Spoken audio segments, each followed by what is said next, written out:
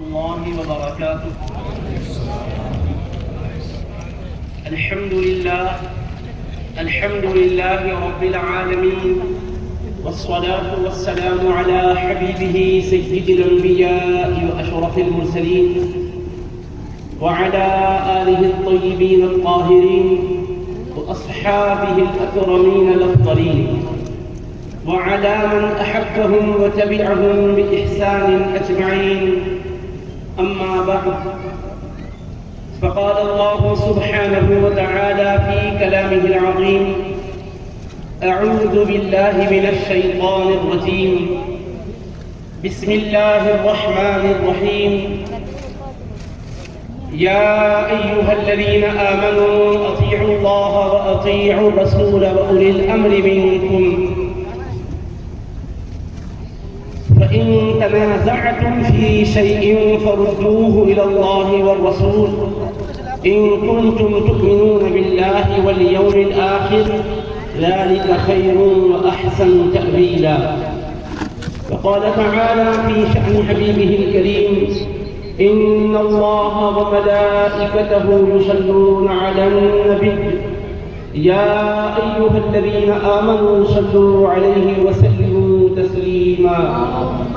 اللهم صل على سيدنا محمد وعلى آله وصحبه أفضل صلواتك وعدد معلوماتك وبارك وسلم. سبحانه وتعالی کا ارشاد مبارک ہے: یا ایھا الذین آمنوا اطیعوا اللہ واطیعوا الرسول واولی الامر منکم.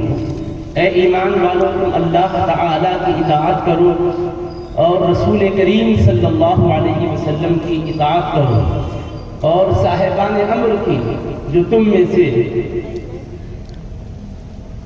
اس صلاحیت کے حامل ہیں کہ کتاب و سنت کی روشنی میں مسائل حل کر سکتے ہیں.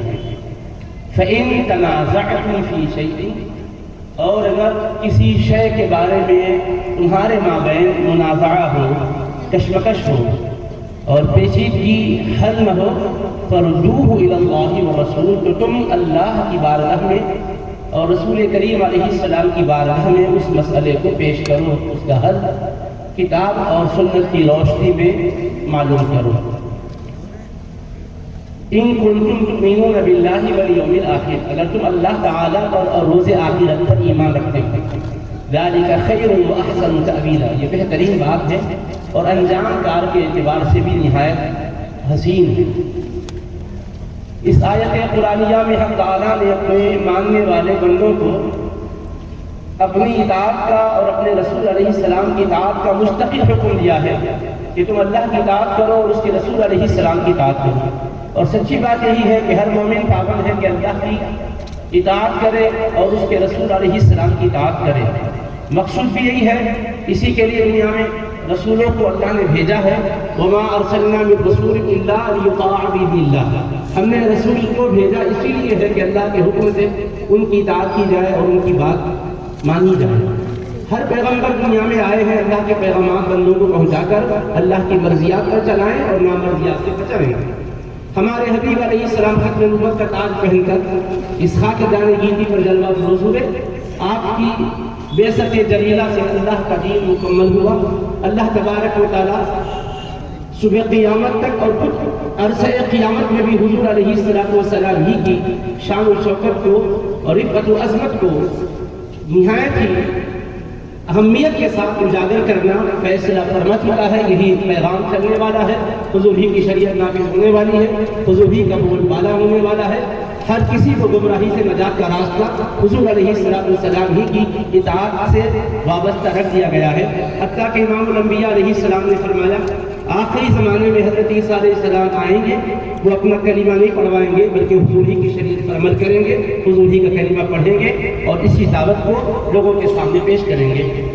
اب یہ حقیقت ہے کہ اللہ کے احکام پر چلے، اللہ کے رسول کے احکام پر چلے، اور اللہ کے احکام پر چلنے کا طریقہ قرآن پر چلے، حضور کے احکام پر چلنے کا طریقہ حدیث پر چلے.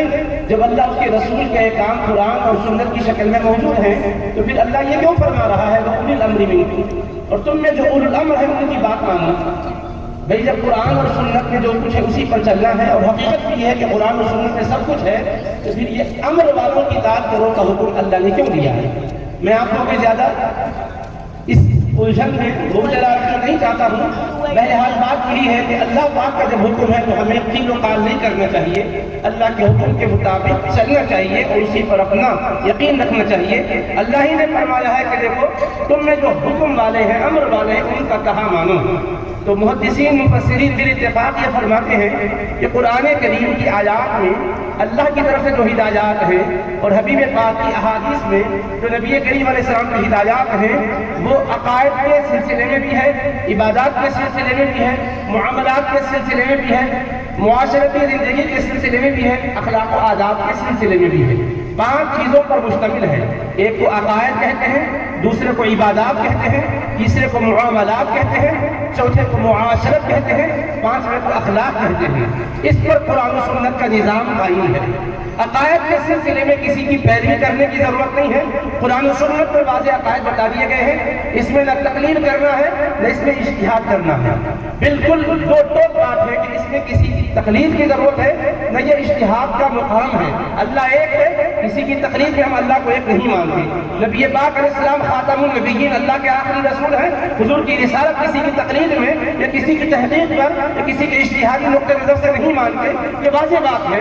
ایمانیات میں تقلید نہیں ہے، اور عبادات اور معاملات کے اندر جو چیزیں آئی ہے، اب اس میں بھی کیا ہے، قرآن کریم میں اللہ نے قانون کی شکل میں باتیں بتلائی ہیں، حبیب پاک علیہ السلام نے اپنے عمل کے ذریعے سے انہیں سمجھایا ہے۔ تو جو باتیں اس میں بھی واضح طور پر فرما دی گئی ہے، جس میں دوسرے مطلب کی کوئی گنجائش نہیں ہے، وہاں بھی نہ اجتہاد کی ضرورت ہے نہ کسی کی تقلید کی ضرورت ہے، کیونکہ بالکل واضح باتیں ہیں۔ اور جو عبادات اور معاملات کے سلسلے کی باتیں ایسی ہیں کہ جس میں حالات کے تناظر میں چینجز آتے رہتے ہیں، نئے نئے طریقے ایجاد ہوتے رہتے ہیں، تو ایسے موقع پر ایک عام مسلمان سے اگر یہ کہا جائے کہ بھائی تو اس سلسلے میں کیا کرو، قرآن اور سنت میں جو کچھ ہے اس کے مطابق چلو، کسی مجتہد کی ضرورت ہے نہ کسی کی تحقیق کو سننے کی ضرورت ہے، نہ کسی پر بھروسہ کرنے کی ضرورت ہے، نہ کسی کی تقلید کی ضرورت ہے، ڈائریکٹ ہم اللہ اس کے رسول کے احکام پر چلیں گے۔ تو آج کل آن لائن ٹریڈنگ کے جتنے نئے طریقے رونما ہو رہے ہیں، بلکہ لاک ڈاؤن کی وجہ سے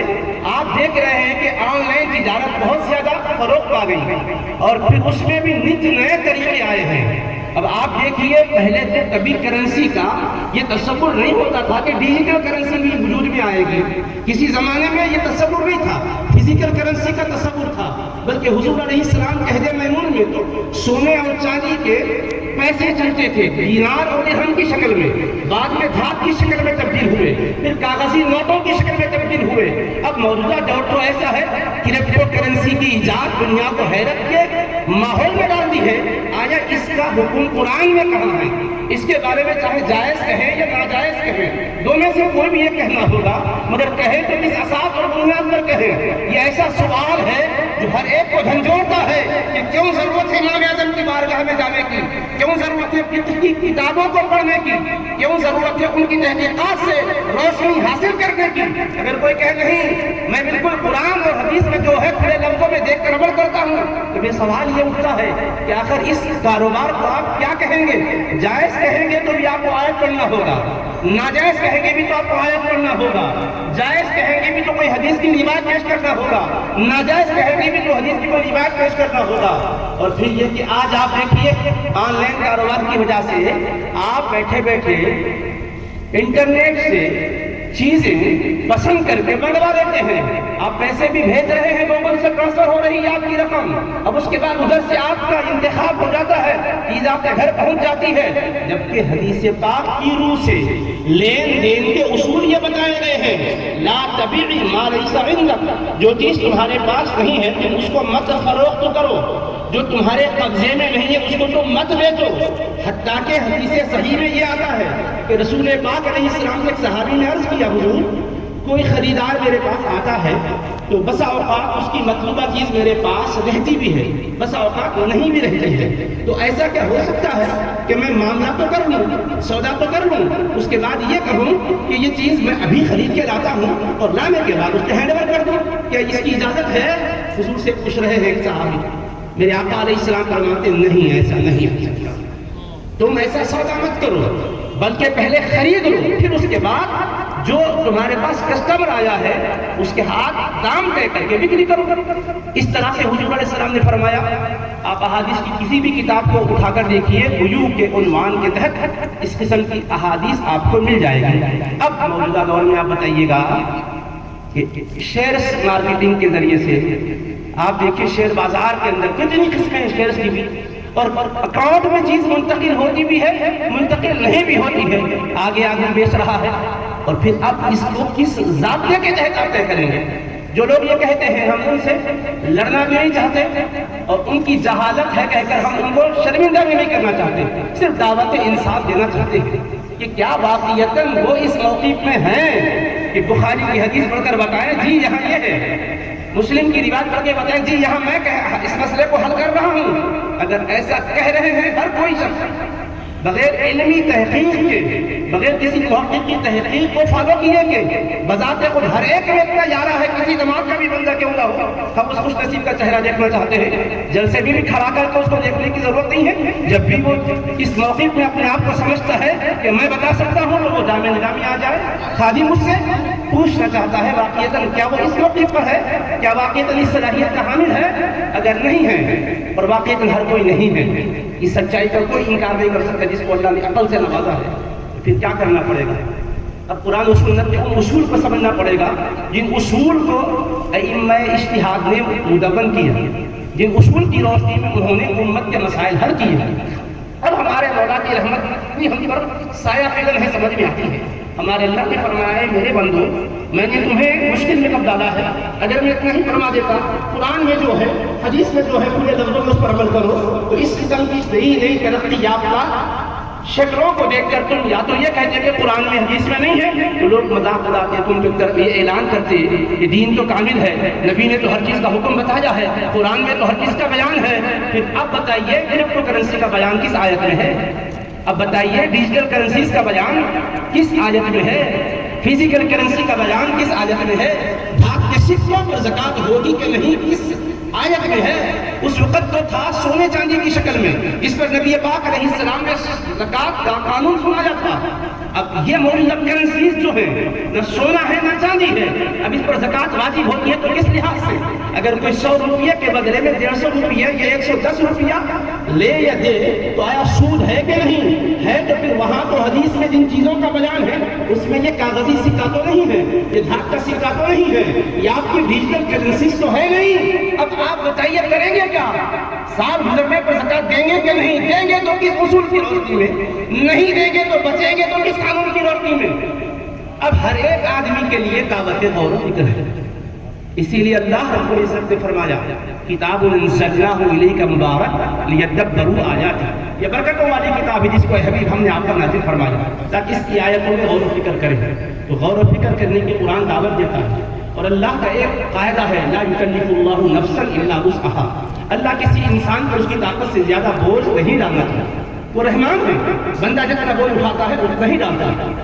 دیکھیے آپ اصول اسلام میں ہے کہ نماز کھڑے ہو کر فرض ہے کہ پڑھے، لیکن کسی کے پاس کھڑے رہنے کی صلاحیت نہیں ہے، کمر میں تکلیف ہے، درد کی وجہ سے کھڑا نہیں رہ سکتا بندہ، تو نماز کا فریضہ ثابت نہیں ہوگا مگر قیام ثابت ہو جائے گا، فرضیت قیام نہیں لگی بیٹھ کے پڑھو۔ اگر کوئی بیٹھنے کے درجے میں بھی نہیں ہے، کراہ رہا ہے، فریش ہے، علیل ہے، کروٹیں بدل رہا ہے، نہ اٹھ سکتا ہے نہ بیٹھ سکتا ہے، بٹھائے تو بھی نہیں بیٹھ سکتا، ایسی کیفیت سے دوچار ہے، نماز پھر بھی فرض ہے اس پر، لیکن شریعت کا قانون یہ ہے کہ جب قیام کی قدرت نہیں تو قیام کی فرضیت ثابت، بیٹھنے پر قدرت نہیں ہے تو بیٹھنے کا حکم بھی ثابت، اب اس کے بدلے لیٹ کر ہی پڑھو، اشارے سے پڑھو، یوں پڑھو۔ تو اللہ کی رحمت ہے یہی وجہ ہے کہ اللہ اپنے بندوں پر رحمت کرتے فرمایا اے ایمان والو تم اللہ کی اطاعت کرو، قرآن پر چلو، رسول کی اطاعت کرو، ان کی سنتوں پر، ان کے احادیث پر چلو، اور جو مسائل میں اگر تمہیں کہیں الجھن نظر آئے تو جیسا تمہارا دماغ اور تمہارا ذہن ہے اس کے لحاظ سے مطلب اور معنی نکالنے کی کوشش مت کرو، تم میں جو امر والے ہیں، تم میں جو استعداد والے ہیں، تم میں جو قابلیت اور لیاقت والے ہیں ان کی پیروی کرو۔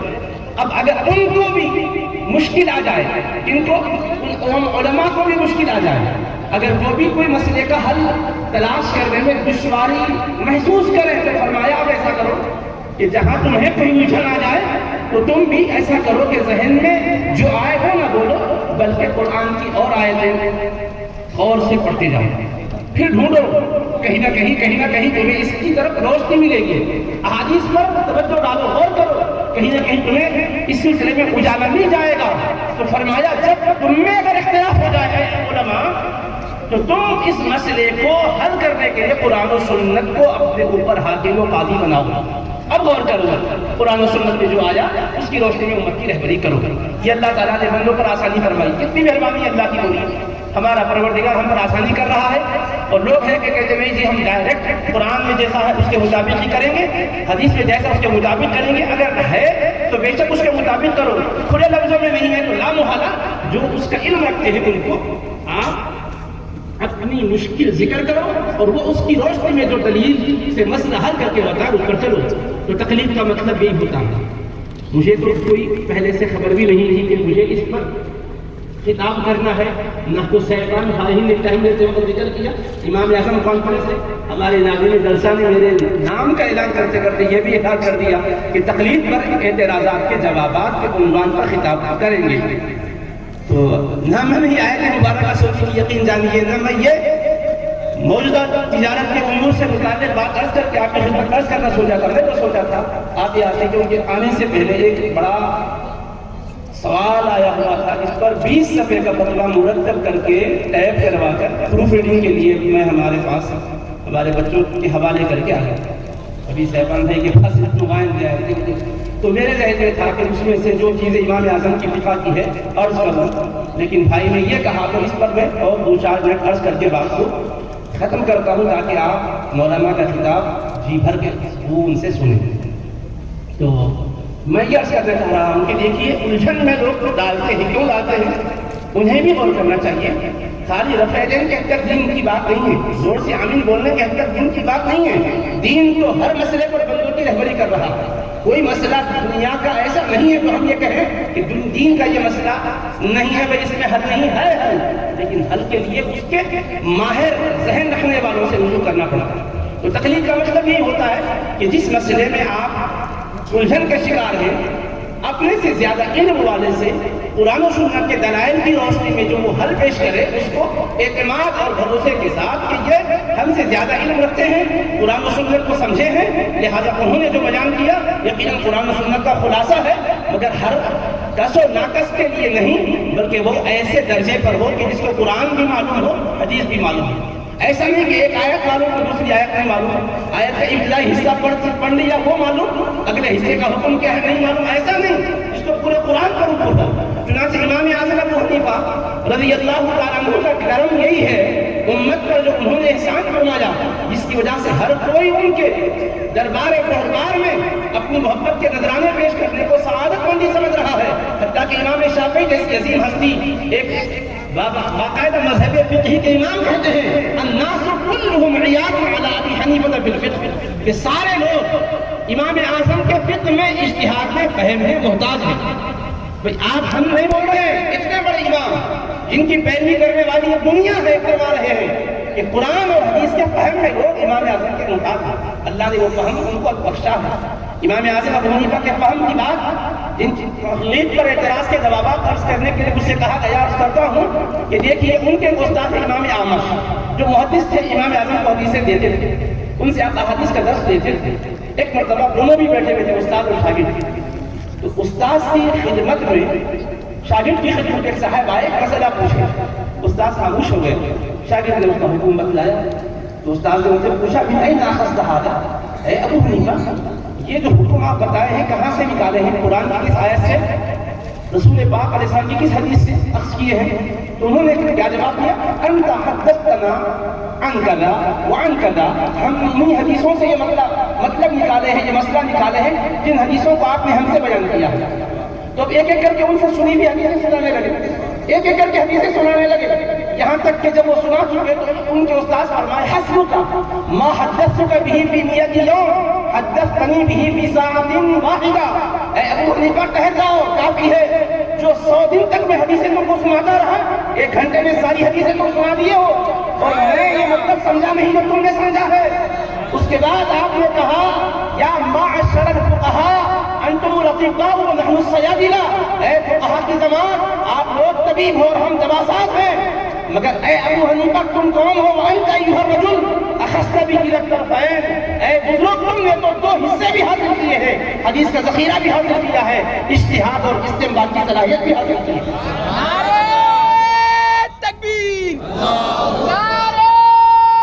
سرا اور تجزیہ پیش کیا ہے کہ جو علم دنیا کے لیے بے حد مشعل نور بنا ہوا ہے۔ کیا فرما رہے ہیں کہ ہمارا کام تو یہ ہے کہ حدیثیں پہنچا دینا ہے، اور فقہا آپ کا کام یہ ہے کہ اس سے مسائل حل کرنا ہے، مگر اے میرے شاگرد رشید، میں نے آپ میں وہ قابلیت پائی ہے کہ آپ حدیثیں بھی بیان کرتے ہو، مسائل بھی حل کرتے ہو، اس لیے آج ہم کو آپ کی تقدیر پر حج آ رہا ہے۔ یہ ہے امام اعظم کے استاذ کا اعتراف۔ دیکھو دل صاف رہتا ہے ان کا، پڑھا کر میں پڑھایا کہہ کر ہمیشہ اپنے ہی کو برتر نہیں سمجھتے، کیونکہ میرے آقا کا ایک فرمان بھی ہے، سنیے، علمی دنیا میں کتنی بڑی دیانتداری کے ساتھ ایک استاذ کو کام کرنا پڑتا ہے۔ حبیب پاک علیہ السلام فرماتے ہیں فَرُبَّ مُبَلَّغٍ أَوْعَىٰ لَهُ مِنْ سَامِعٍ، دیکھو کبھی کوئی ڈائریکٹ حدیث سننے والا ہوتا ہے، اور ایک وہ ہوتا ہے جو اس سننے والے سے بعد میں حدیث کو جانے، تو جو ڈائریکٹ سننے والا ہے کبھی اس سے زیادہ وہ سمجھ لیتا ہے جس کو یہ جا کر حدیث سنایا ہے۔ تو مطلب کبھی استاد اتنا نہیں سمجھا ہوتا حدیث شریف کو جتنا وہ جس کو سنایا وہ شاگرد سمجھ لیتا ہے۔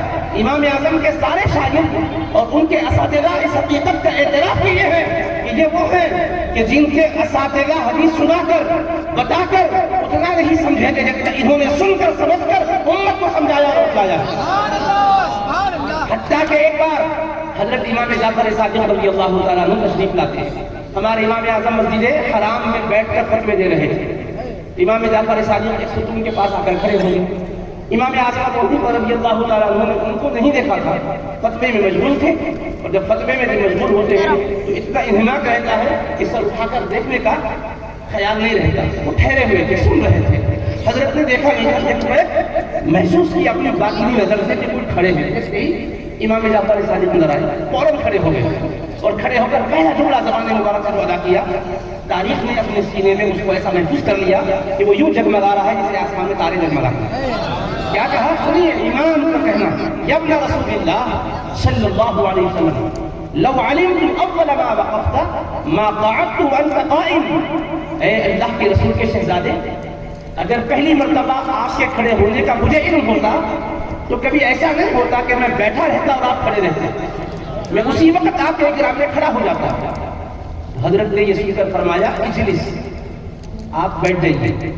اس کے بعد فرمایا افتی الناس، لوگوں کو فتوے دیجیے، علی ھذا ادرکت آبائی، میں اسی مذہب پر اپنے آبا و اجداد کو پایا ہوں۔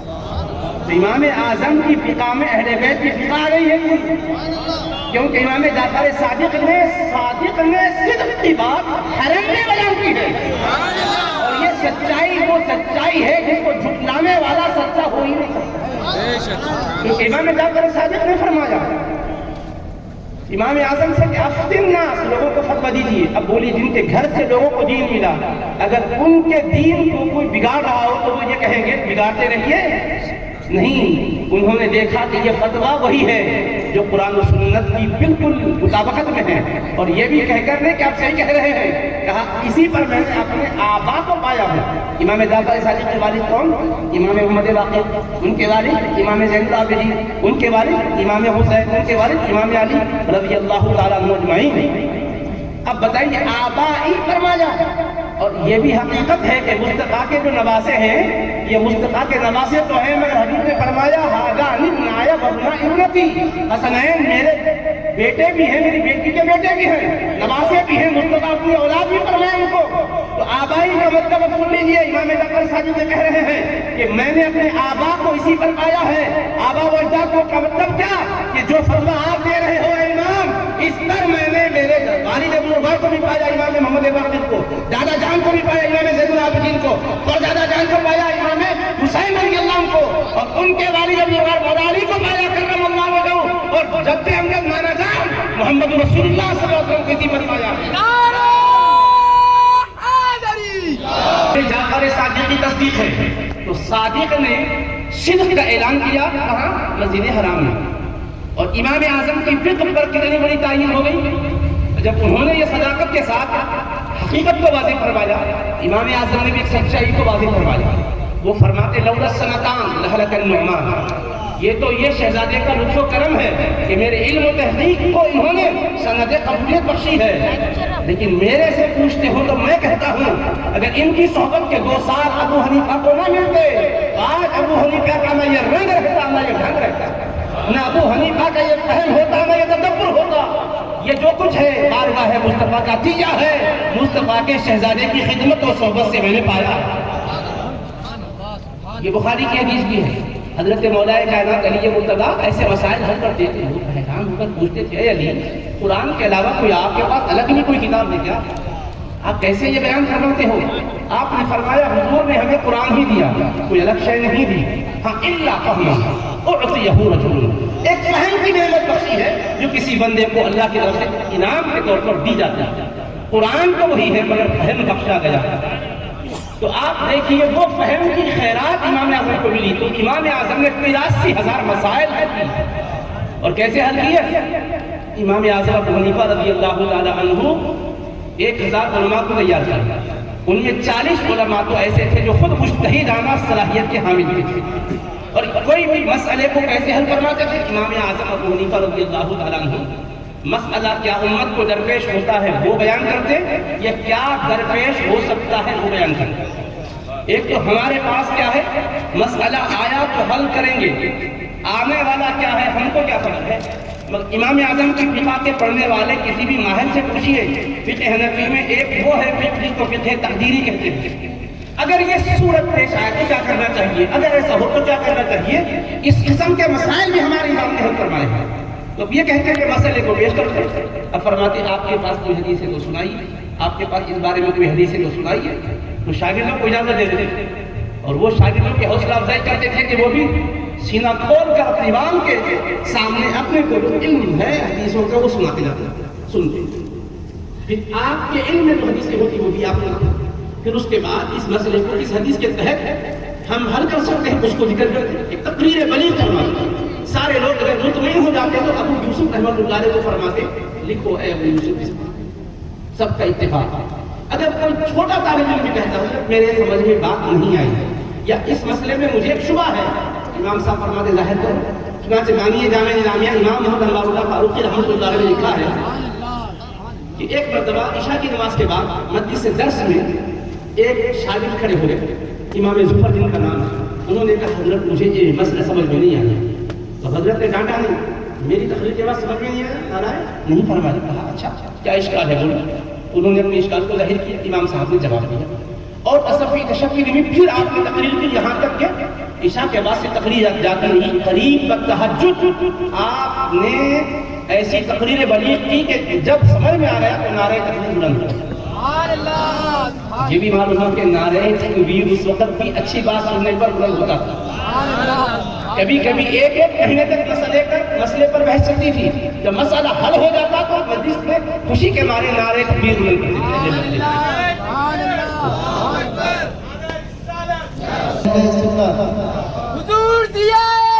تو حضرت سیدنا امام اعظم ابو حنیفہ رضی اللہ تعالیٰ عنہ اس طرح سے مسائل حل فرماتے ہیں. سیدنا شیخ الاسلام بانی جامعہ رحمۃ اللہ تعالیٰ لکھتے ہیں کہ کسی نے کہا کہ فلاں مسئلے میں امام صاحب سے خطا ہو گئی.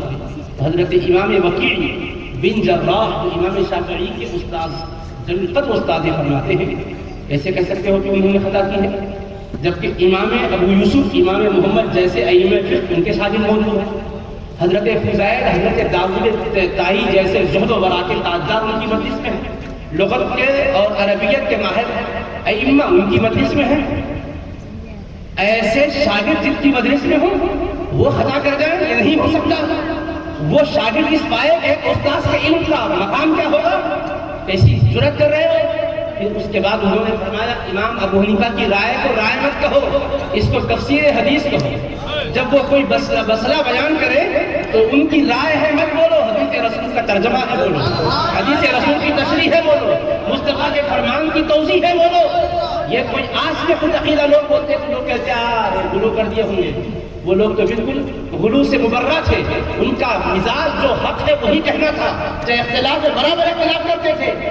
آپ بولی ابھی میں نے سنایا ایک شاگرد امام زفر جن کے معدود چند اقوال ہی پر فتویٰ ہے فقہ حنفی میں، ان کے اعتراض کو امام نے نہ صرف سنا بلکہ رات کے اس وقت وہ اس مسئلے کو حل کر رہے ہیں۔ دنیا میں کوئی استاد کسی شاگرد کو وہ ٹائم دینے کو تیار نہیں، مگر امام اعظم نے اجازت عامہ دی تھی، جب بھی کوئی شبہ آئے پوچھو، چاہے رات کے وقت ہو، میں اوراد و وظائف کرتا ضرور ہوں، مگر مسئلہ حل کرنے کی بات آئے نفل کو بھی چھوڑ سکتا ہوں، مگر تم کو میں کسی تشویش کے مبتلا دیکھ نہیں سکتا۔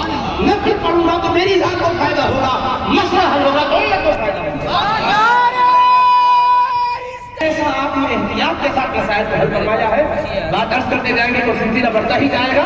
بہرحال میں سمیٹ دیتا ہوں کہ اللہ کے حبیب کے صدقے میں اتنا فہم، اتنی گہرائی ان کو ملی تھی کہ جس گہرائی پر ائمہ فقہ، ائمہ اجتہاد، ائمہ حدیث زیادہ تحسین دیتے تھے۔ حضرت امام اعظم کے بارے میں یحییٰ ابن معین جیسے اساتذہ حدیث کے سردار فرما رہے ہیں، الفقہ فقہ ابی حنیفہ وعلی ھذا ادرک الناس۔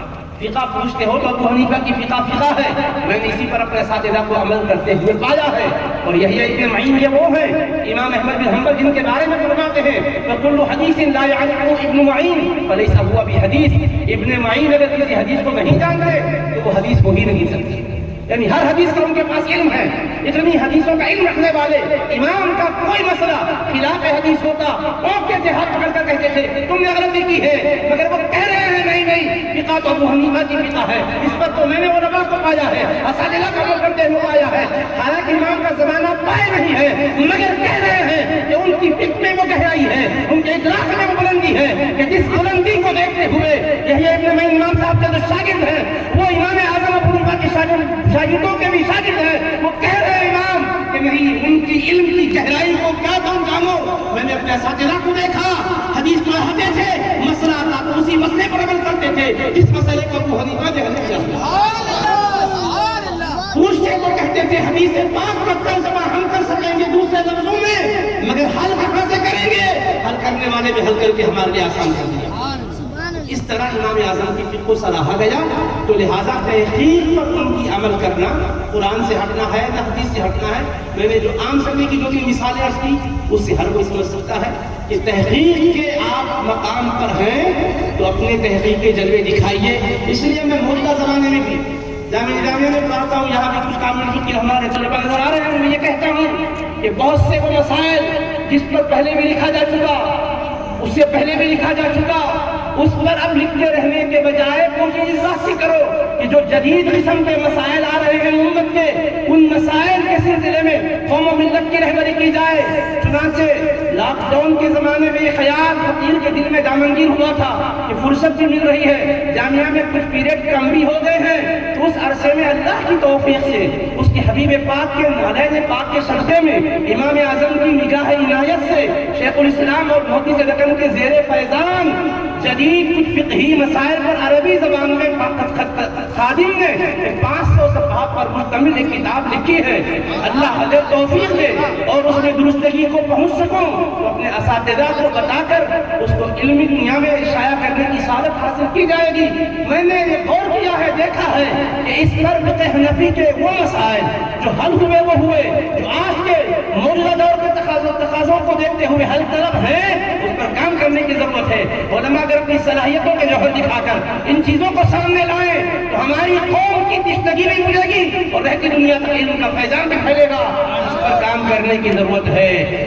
نئے عنصر آتے نہیں چمن میں گل کھلانے کو، نئے عنصر آتے نہیں چمن میں گل کھلانے کو، نئے عنصر چمن میں آتے نہیں گل کھلانے کو، یہی ذرے ابھرتے ہیں، یہی مٹی سنورتی ہے۔ ہم کو بننا ہے نشان راہ منزل دوستو، ہم اگر بھٹکے تو کتنے کارواں کھو جائیں گے۔ وآخر دعوانا الحمدللہ۔